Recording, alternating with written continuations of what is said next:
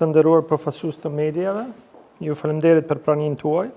Sot vizitova kompaninë Benton Ni këtu në Kumanov, me të cilën bashkërisht po shkruajmë një histori të suksesshme për ekonominë e vendit tonë,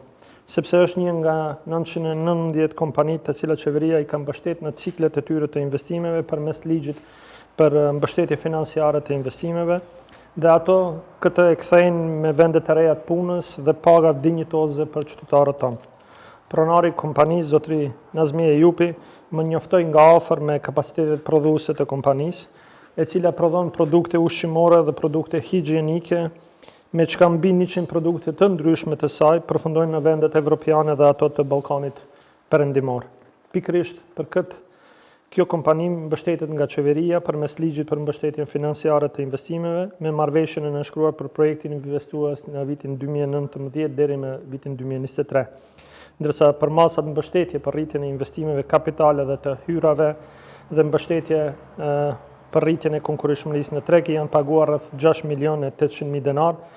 për shpenzimet të arsyeshme investuese në vlerë mbi 26 milion denar. Dëshiroj të theksoj se përmes kësaj mbështetje inkurajojmë edhe zhvillimin ekonomik lokal, sepse vetëm në vitin 2022 numri i kompanive të mbështetura jashtë rajonit më të zhvilluar të Shkupit është rritur me mbi 150% ose gjithsej 232 kompani të mbështetura. Vetëm në këtë rajon, në rajonin Veri Lindor, më të voglin në vend, kemi nënshkruar gjithsej 41 marrëveshje për ndihmë financiare për investime me mbi